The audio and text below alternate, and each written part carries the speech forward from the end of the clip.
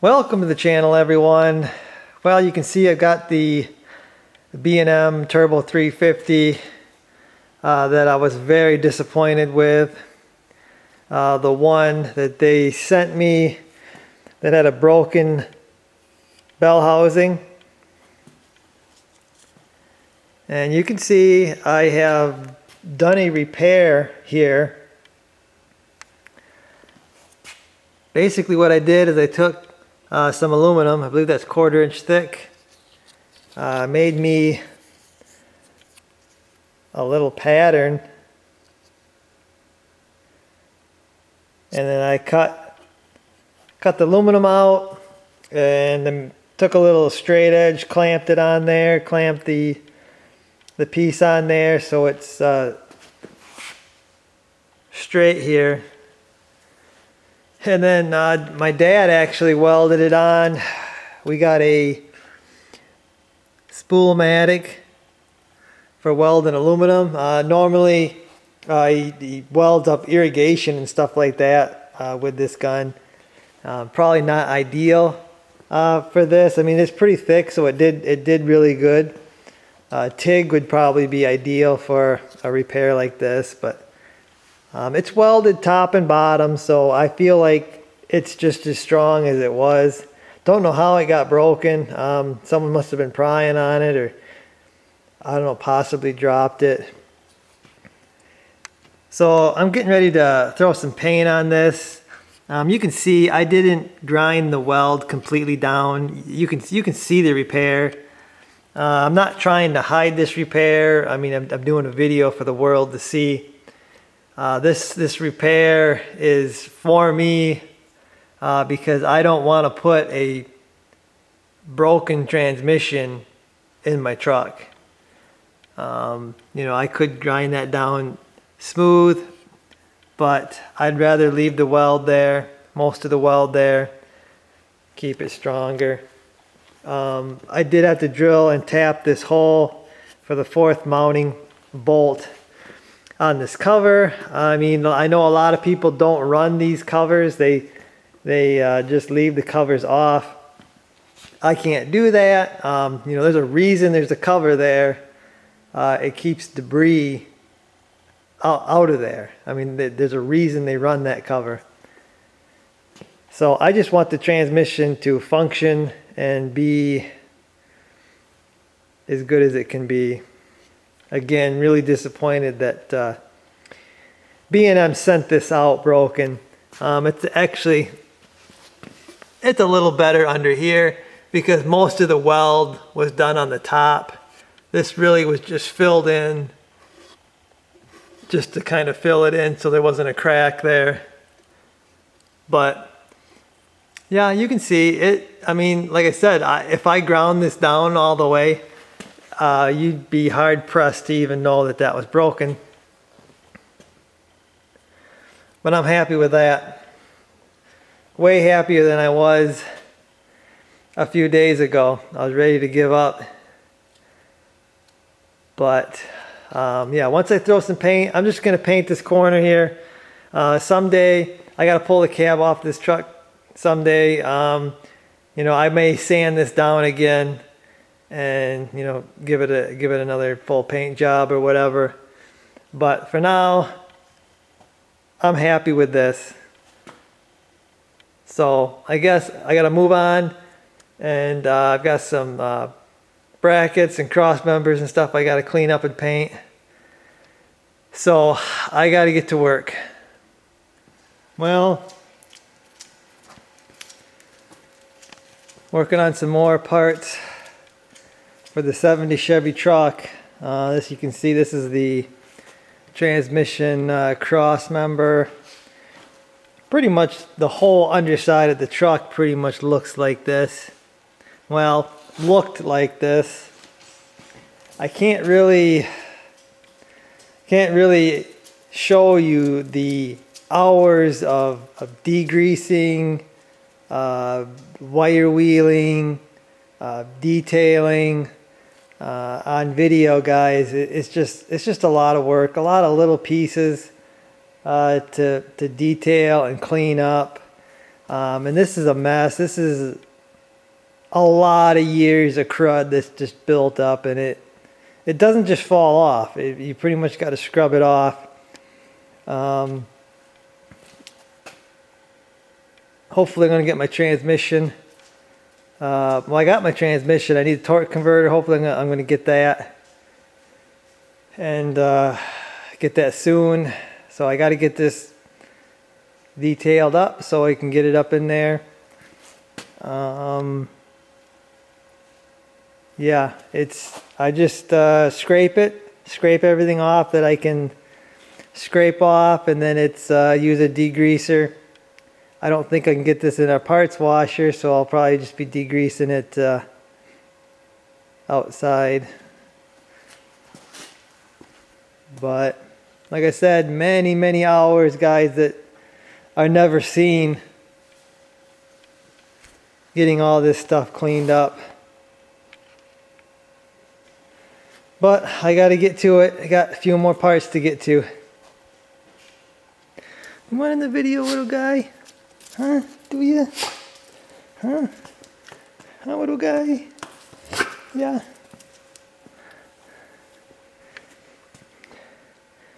Okay, so not bad for just a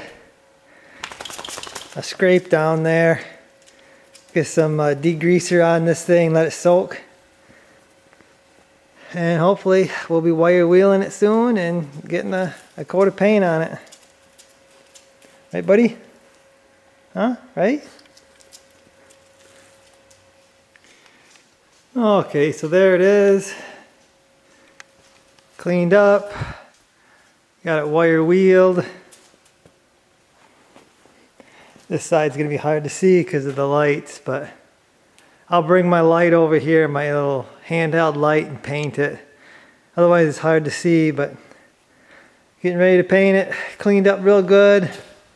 I did do a little bit of grinding on the edge here because it was beat up pretty good, and a few of the bolt holes were a little messed up. So I just cleaned it up. I didn't have to do that, but I just smoothed everything out.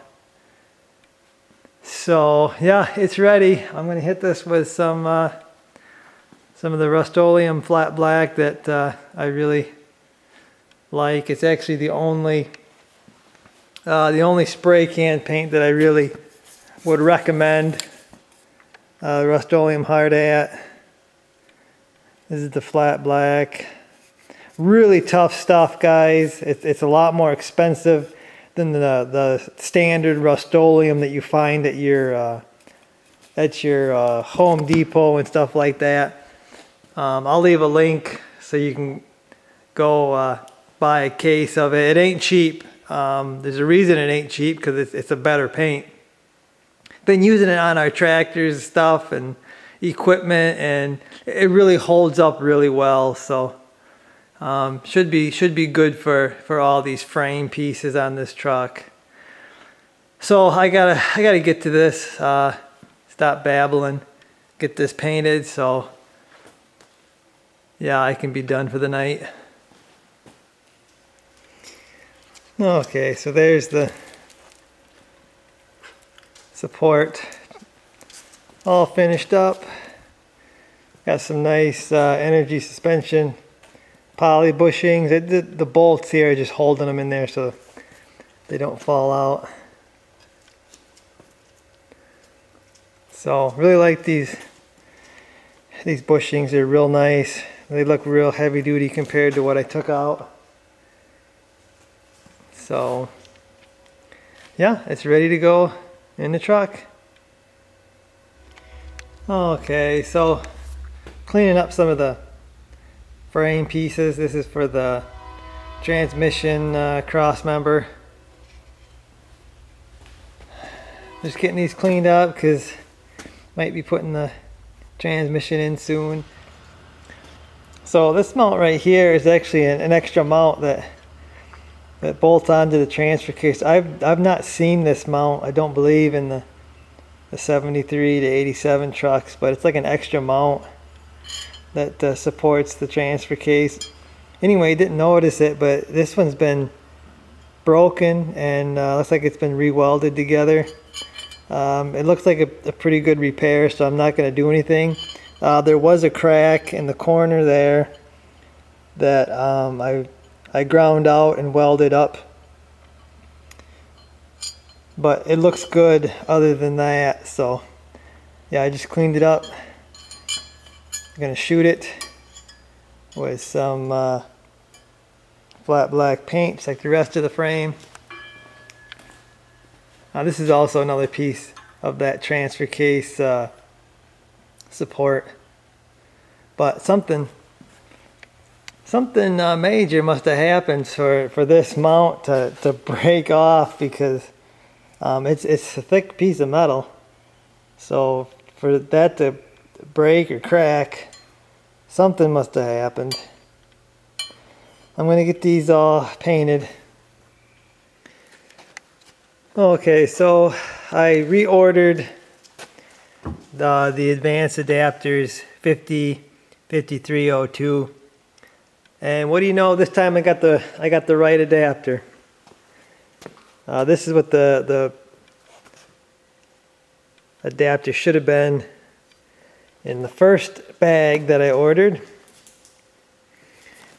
But you can see there's a 4-bolt flange here with the 205 bolt pattern on the back. This one actually came with a gasket, like the picture shows. You get a gasket. You actually got some directions here. You don't get these bolts. These are the bolts. I'm trying to get some really nice bolts to bolt this on the transmission. You don't get bolts, but you get a little bit of instructions here. You get a advanced adapters decal and something else there. I don't know what it is. Tells you where to get the installation instructions, I guess, if you don't have it. But yeah, that's this is the piece that I needed to get that 205 on the back of that Turbo 350. The funny thing is, there's numbers on the bottom here. It looks like they're changing the part number, because this says 51-5302. So I don't know if they're going to change that part number, if that's where the confusion came in, why they had the wrong adapter in the bag. I don't know last time, but anyway, I've got the right one. It's got an O-ring type thing on this side, gasket on the transfer case side.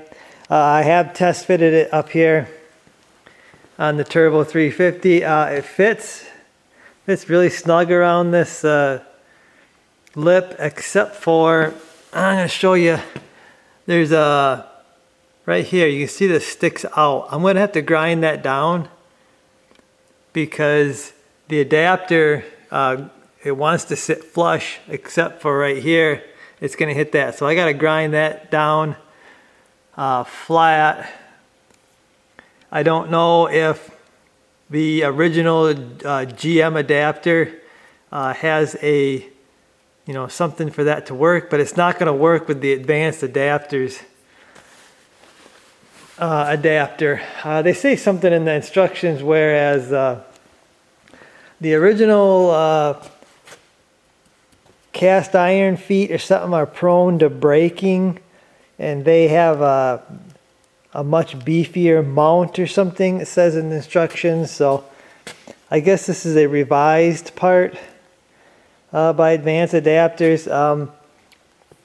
I did measure the whole setup. I measured from the bell housing to where the transfer case is going to bolt to, and it looks like it's about 25 inches.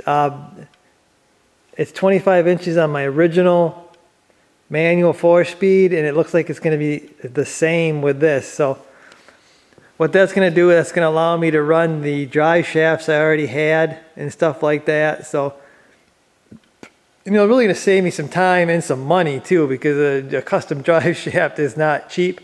Four-wheel drive, you got two. Okay, so I got my adapter on the back of the transmission here. Using these really nice bolts here. They're called like a flange bolt. These are grade 8. I don't think they needed to be grade 8. But I used 1.5 inches on the bottom, 2 inches on the top. The bottom has a smaller flange to go through, and the top side I had to do. I had to make a little 1/4 inch spacer for these flange bolts to work, because there's an indent there that they wouldn't go into. Plus, I couldn't find 1 3/4 inch bolts. So I just made a little spacer. It worked out fine. It actually worked out awesome. So I get to use the bolts I wanted to use. Okay, so with that bolted on, there's a coupler that goes from the Turbo 350 spline to the 205 transfer case spline. Now that's going to go in here, and there's actually 2 seals in there. I'm going to put a little bit of lube on those before I slide this in. And actually, I see some debris in here, so I'm going to actually clean this out, because if you got some debris in those splines, that would not be good. So I'm going to go to the parts washer, clean this out, and then I'm going to lube up my seals, slide this adapter in there, and this thing should be ready to go in the truck, minus the torque converter. This is another kit, this spline deal. It's 5304. I don't really know what that seal is right there, but yeah, I'm going to clean this up and get her in there. And there it is, the spline, or the spline adapter, I guess I should say, installed. So I guess nothing really supports that. It's just the shaft holding it on this side, and the shaft on the transfer case holding it on this side. So yeah, I like it. Looks good. On to the torque converter. Okay, so here's the torque converter. I went with an FTI one because of a guy that recommended those. He really liked their converter, so that's what I went with. Really good guys. I called them up, talked to them. They answered all my questions, gave me a recommendation, and yeah, that's what I went with. The part number here, I think it's SR 3082, which is 2000 to 3000 stall. The guy recommended a 2800. This is the SR series, so it's rated to handle 750. I was looking at the economy series. I guess that's only rated to 450. You can see this thing is beefy. It's got some beefy mounting pads there. They got it all lubed up right here, so I usually would lube up my seal, but I think they got enough lube on that shaft that we're going to be okay. I'm going to put about a quart of automatic in there before I stick it on there. Then I'm going to spin it and push it on. I went with some B&M trick shift. I tried to call B&M. Yeah, I can't get a hold of them. I was going to ask them what they recommended, so I just went with this. This is the original. This is the mineral oil. It's not the synthetic, but yeah, that's what I went with. So I'm going to fill this thing up, get it in the transmission, and the transmission should be ready to go in the truck. Okay, so I got about a quart of fluid in the torque converter there. You can see it. Took a little while to get it in there. It was kind of gurgling. I kind of picked it up, rocked it to get all that to go in there. So now I got to put it in the transmission here. So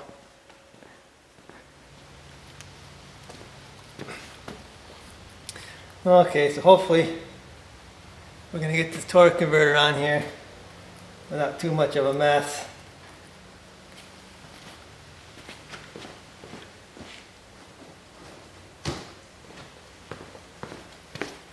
I gotta pull this transmission forward. Make sure I can get it in there without hitting my jack.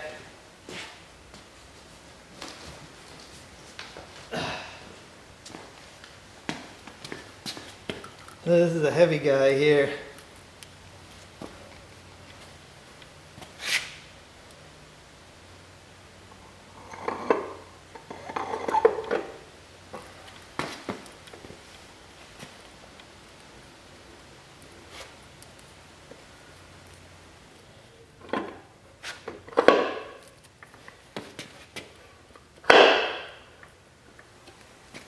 Okay, so I'm going to measure the distance from the bell housing to the converter pads, and it says 1.125 inches, but I've got 1 inch. I've got 1 inch on here, and I actually got another transmission that come out of Dad's Camaro, a Turbo 350, and it's 1 inch too. So I might call the guys at FTI just to confirm that, but I think it's seated. Okay guys, so this thing is ready to go in the truck. Torque converter's in there. Okay guys, so the transmission's put together. Next time you see this thing, it's going in the truck. So hopefully you guys enjoyed the video. I'll see you.